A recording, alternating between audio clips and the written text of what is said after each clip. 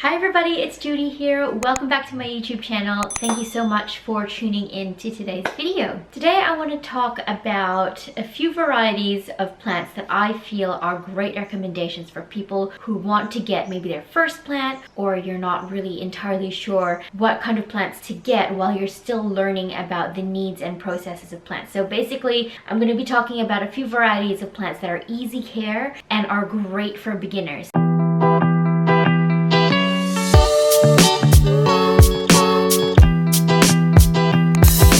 So I'm just going to start with the first plant and that's actually the snake plant. So these are also known as Zanzibaria, also known as mother-in-law's tongue. So you may have seen a few varieties of this. This is one type. I'm not entirely sure on the variety that this Zanzibaria is, but their general characteristic of snake plants is tall, thick leaves with pointy tips. So that's one variety here. That's another variety there that I've got. Really, really beautiful foliage there. And I've got another one here.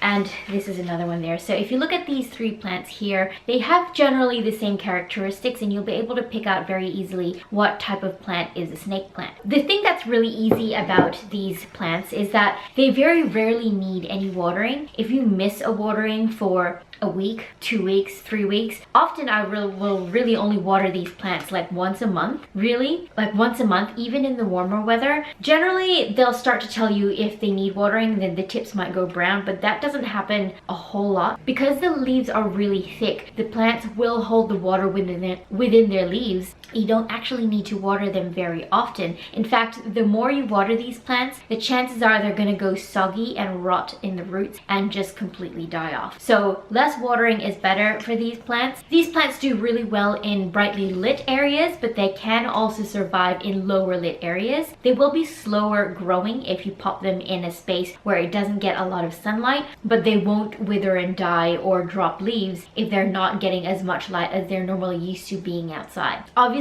they will grow a lot faster if you have them in a space where it gets a lot of bright indirect sunlight. So suppose you have a lower lit area in your house, but you still want to be able to brighten up that corner with some plants. Zanzibaria, snake plants, mother-in-law's tongue, that's all kind of like under the same umbrella of plants. They will generally do quite well in those areas. Very, very easy to care for plants. And not only that, especially if you're just starting out in your plant journey, sometimes you might want to create new plants out of existing plants that you already have. So these particular species of plants, the snake plants, are really easy to propagate. So basically all you gotta do with these is like cut it off at the leaf, just chop, chop, chop, chop. Remember which way is like down, and then you can also stick those cuttings into soil, and from those cuttings they will sprout a brand new plant. It sounds really strange, like wow, how could that even happen? But it actually has happened. So this one plant here all came from this one original leaf here that my friend gave to me. So all that had happened with that one is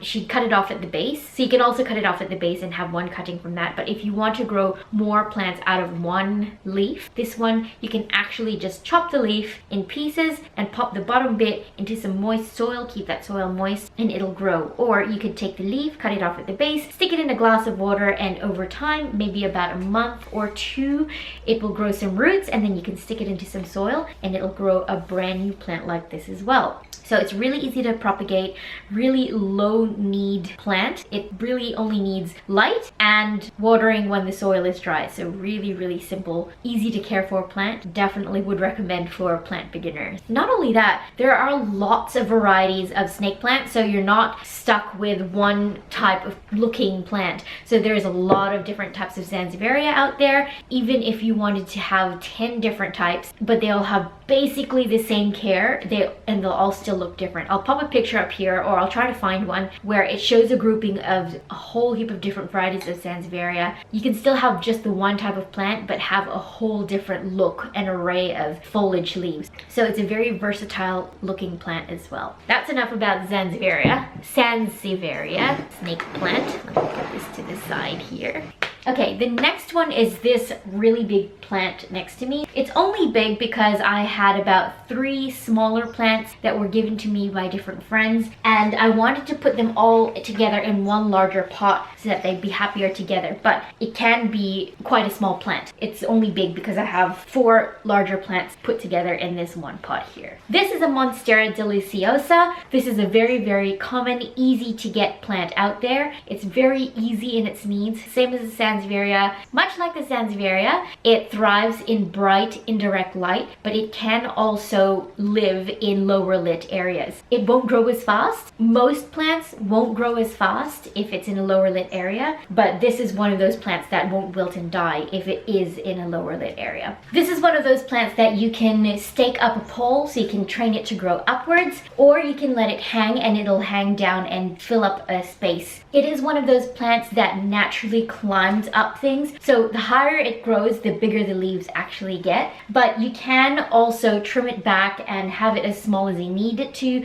fit within the space that you want it to fill. So it's very easy to train, it's very easy to maintain. Watering is the same as Zanzibaria. Wait till the soil dries out completely between waterings. If you water it too much, again, the roots are going to rot and your plant will suffer. Generally, one of those ways where you might be able to tell if you've overwatered it is if your leaves go yellow and start to droop and the stems get really soggy and soft. That's one way to tell whether or not you have overwatered your Monstera. When it comes to feeding the Monstera within the growing months, I would feed it every single time that I watered it with a very diluted solution of power feed or fish emulsion. There's a lot of different types of fertilizers out there. I love this plant because it has beautiful, stunning foliage. The bigger the leaves get, the more holes they have within the leaves. These holes are called fenestrations. But this particular one is a bit of a slow grower because I have it in a corner here in my living room that doesn't get a lot of bright direct sunlight, especially morning sunlight. It gets a lot of afternoon sunlight. So it's not a super fast growing plant for me, but at the moment it's actually throwing out 1, 2, 3. I thought I saw a 3rd leaf there somewhere. That's a new one there. So it's got 2 brand new leaves coming out at the moment. A beautiful thing about this plant is that it has its brand new leaves come out really soft and tender, like in almost a very neon or a pale green. And then as they mature, the leaves darken into a deep dark green like this. The thing also with this plant is that, all plants absorb the light through their leaves. So you need to make sure that you're cleaning the surface of your leaves of your plants so that they can absorb the sunlight and photosynthesize and create new energy for themselves. It's hard to create energy through the leaves if the leaves are covered in dust or dirt or hard water specks on the leaves. So just make sure that you're cleaning the surfaces of your leaves so that they can breathe and thrive and grow. But yeah, this one is a very, very easy plant to grow. I literally don't do very much with it. I just clean the leaves and water it when the soil is dry. Another thing, just like Zanzibaria, if you're beginning out in plants, sometimes you might want to cut them, get cuttings from them so you can make more plants to fill up your home. So the thing with Monstera is they are also very, very easy to propagate. So the way that you would do it is that you would find a node. So a node is a spot in a plant. Some plants will have it, not all plants have nodes. But with a Monstera deliciosa specifically, a node is where you might see an aerial root growing out like that. There's a little knuckle right there. You'll see that knuckle there. If you cut it off here, so a node is a spot where the leaves grow from. For example, there's a node here, there's an aerial root coming out there, and there's a bit of a knuckle there as well. And then it comes out a little bit, and then it grows out another knuckle right there. So this is called an internode, and this is a node here, this is a node here. So for example, if I wanted to get 2 cuttings out of this one branch, I would cut it here, and I would cut it here. From those nodes, those roots will grow. You can just stick them in some water or stick them straight into some soil, and new roots will grow from here, and you'll have a whole new plant from that cutting that you made right there. So it's very easy to make brand new plants from your existing plant. I haven't done that with this one yet. It's just something that I'm happy with the size of it right now, and maybe I will cut it back when it gets too big for my space choice, but I absolutely love the size of this Monstera right now. She's a really happy grower for me. Cannot recommend the Monstera deliciosa. The next easy plant that I want to recommend is the ZZ plant. This is a Zanzibar gem plant, and the marketing sentence on the ZZ plant is this: it thrives on neglect. It's literally true. I think they say that because the Zanzibar gem plant, or the ZZ plant, loves to dry out completely between waterings. It's very easy to overwater the ZZ plant. The roots are quite bulbous and they're quite large. They look like little bulbs. They look like little onions almost, and they absorb the water within the bulbs. If you overwater it, the bulbs go mushy and they rot, and it will basically kill your plant. The ZZ plant thrives, well, not thrive, but the ZZ plant will still grow quite well in a low lit area. Literally just ignore it. When you water it, whenever you do water it, I probably water this one once every 2 months, if at all. In the colder months, it might be once every 3 months. But when I do water it, that's when I take the opportunity to clean off the leaves. As little as you do need to water this plant, you still do need to clean the leaves off of dust or any potential pests that might be there, because they still do absorb the light that comes from the window and they still absorbs it through the leaves, so you still need to be able to clean the leaves. This plant, if you want to propagate it, does take a little bit longer to propagate. So for example, if you want to cut a stem from here, you can stick that in water, and it does take a bit of time to propagate it. The last time I did it, it took about 2 months to get some decent roots on the end of a stem. Or you could leaf propagate as well. Get a leaf, stick it in some soil, keep the soil fairly moist while you're waiting for it to grow. But I haven't had a lot of luck propagating ZZ plants this way. I've had more luck propagating ZZs by stem cuttings, and it's just easier for me to do. That way it just takes a whole lot longer. There's not really much more to say about this plant. It is so incredibly low care, low maintenance. The only thing, like I said, that you need to do is water it when the soil is completely dried out, and maybe fertilize it too when you do water with a slight dilution, with a very weak dilution of seaweed extract or fish emulsion, and clean the leaves. And if you do want it to grow faster, put it in a lighter lit spot, but it can grow and survive in a lower lit area as well.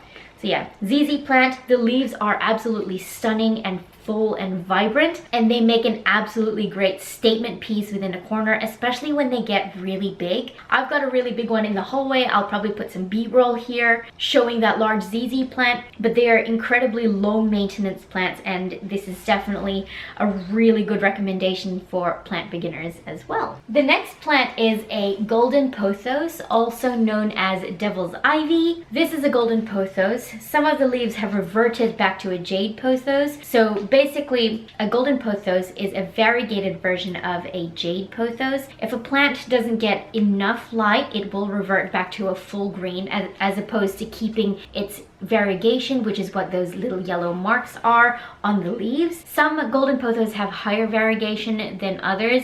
It just depends on the plant and how much variegation genes it still has left within the leaves, if that makes any sense.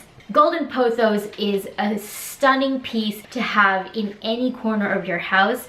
It will thrive a lot better in a brightly lit area, but it can also grow in a lower lit area. It's a really beautiful plant to have on a bookshelf, because the fuller your plant is, the more vines it'll have to grow down. So when they get bigger, they can really cascade down your bookshelf, or on a coffee table, not a coffee table, or on just any high bookshelf, or any shelf, or any space where you want some cascading leaves to come down. This is actually a smaller plant. I have a larger plant from which I took the cuttings. These are cuttings that I got from a larger plant. Wow, the lighting is way too bright. The sun is fluctuating in and out. So this is actually the mother plant of this plant here. This whole entire plant I grew from cuttings from this big one here. Again, like most of these other plants, except for the ZZ plant, this is incredibly easy to propagate. I think I've made like 4 or 5 plants, smaller plants, out of this mother plant here. It's very simple to propagate. You grab a stem, much like the Monstera where I explained with the nodes. This golden pothos, or most pothoses.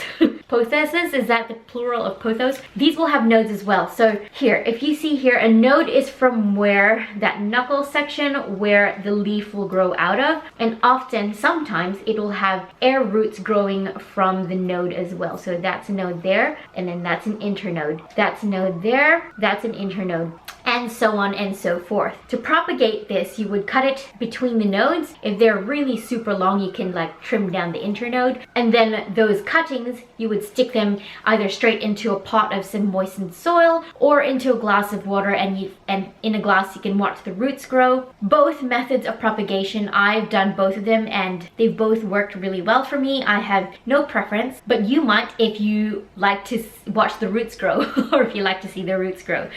I absolutely love this golden pothos. It used to have much longer vines hanging down, but I did cut them back and make some smaller plants here. The thing with this pothos is you need to let the soil dry out in between waterings. Much like most of these other plants, you shouldn't try not to overwater them, because that's when the leaves will go yellow and soggy and start to drop. You'll know when you do need to water your plant because the leaves will droop and feel like really limp and soft, and then that's when I would go ahead and give it a really good watering through, let it drain, and then let it dry out again before doing that same process. When it comes to fertilizing, probably really only need to do that every second or third watering. They are pretty fast growing plants in and of themselves, but I would personally give them that little bit of an extra feed so that they will grow fuller and more lush and more green and vibrant. Like, look at how beautiful and vibrant these leaves are. I actually fertilize this plant every single time that I water with a very diluted solution of power feed and water. She's going really well. She's just going gung-ho. Look at that. It doesn't actually have a lot of variegation left in this plant. It only has a few leaves with some really good golden flecks of variegation on it, but that's okay. I don't really mind the way that it looks. Obviously, I would like it to have more yellow variegation through it, but as a fully reverted jade plant, I probably wouldn't mind as well. Golden pothos definitely would recommend for plant beginners. They're very easy to care for. Oh, as well, you probably need to make sure that you clean the leaves as well. It might seem a bit tedious to wipe off the leaves every single leaf, and sometimes that might be the case that you do need to do that, but the way I do it is that whenever I water, which is whenever the soil is completely dried out, I just sit the plant in the shower and shower the whole entire thing. Use that watering process. I wish this sun would stop coming in and out. Make up your mind. Make the most of my watering time and also use that time to wash the leaves down of dust, of potential pests, of maybe cobwebs that might have gathered around your plant. Just make sure that you're cleaning off the leaves. This goes for every single plant, easy care or low care.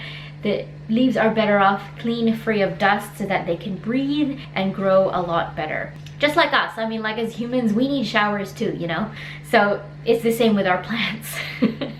Okay, this is a marble queen. So marble queen pothos is basically the same, and please do correct me if I'm wrong, but I feel in its care is basically the same as the golden pothos. Everything that I just explained about the care of the golden pothos, same goes for the marble queen. So I feel like the only difference between the golden pothos and the marble queen is the fact that the variegation on the marble queen is actually white, whereas the golden pothos is yellow. But look at the stunning foliage on this marble queen. It's absolutely beautiful. This is another variety that I like to let it grow long and start to cascade over the sides.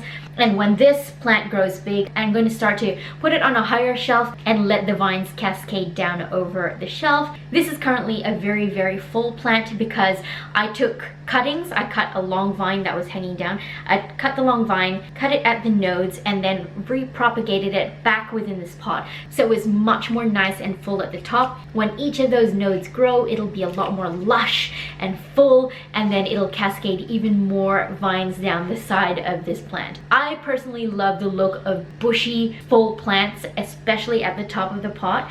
And so yeah, that's just an idea. That's something that I do with my vines, just to make sure that they look as big and bushy and full and vibrant and lush as possible. Propagation wise, it's very much exactly the same as I explained with the golden pothos, but I just absolutely love the marble queen because the leaves are absolutely stunning. Lots of people pay a lot of money for variegated plants, but I feel that variegated plants that are still cheap or less difficult to find are just as stunning as a $100 mandula, which is a plant that's also variegated, but it's just a little bit higher in demand, and hence people have put a higher price tag on it. I'm not a rare plant collector or chaser. I just appreciate beauty in any and all plants. They're absolutely stunning. So yeah, marble pothos, definitely recommend for beginner plant people.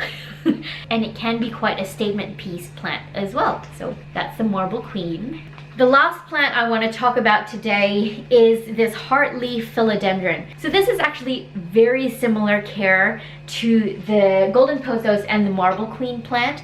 As you can see, it grows quite long, it cascades down. Propagation method is the same as the golden pothos, marble queen. This plant grows a lot quicker in bright indirect light, but it can also grow in a lower lit area. I love to have this plant hanging on a bookshelf just to have the leaves cascading down. This plant actually, when I first got this plant, it was given to me as a single vine cutting in the center of a tiny little pot, and that's what I started out with. And then when I started discovering how to cut and propagate this particular plant, which is the same as I explained with the golden pothos, you cut it at the nodes, place it in water, and let it root out, and then I planted those cuttings back into this pot here, which made for a lusher and fuller top. It still has a few bald spots there, as you can see, and when the growing season comes again, I do actually want to give this plant a bit of a haircut, a bit of a trim, and plant those cuttings back into the top of the pot to make for a fuller, lusher plant. The beautiful thing about these plants is that they're very, very easy to propagate,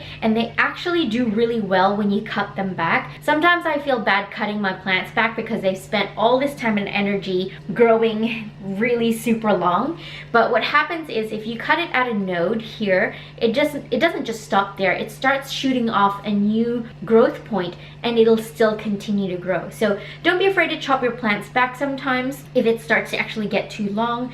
This one's actually starting to outgrow the vertical space that I have for it, so I will cut this back and plant the propagations back into the top of the pot. But yeah, same with this one. I wash the leaves down whenever I water it. I only water it when the soil is completely dry. It's very easy to overwater the heartleaf philodendron, so just make sure that you're sticking your fingers in the soil, checking to make sure that the soil is dry before you do water it. If you feel a bit of moisture there, it's okay. Just leave it for another few days, depending on how warm the weather is where you are, and then come back again and check it. It's better to water when the soil is more dry than to water when the soil is just a little bit moist. These plants are actually quite resilient. They can withstand a bit more of a drier time than they can an overwatered situation. So you don't even have to worry about watering your plants every single week. All these plants I've just mentioned in this video don't need as much water as we actually think they might. They are very, very easy care plants.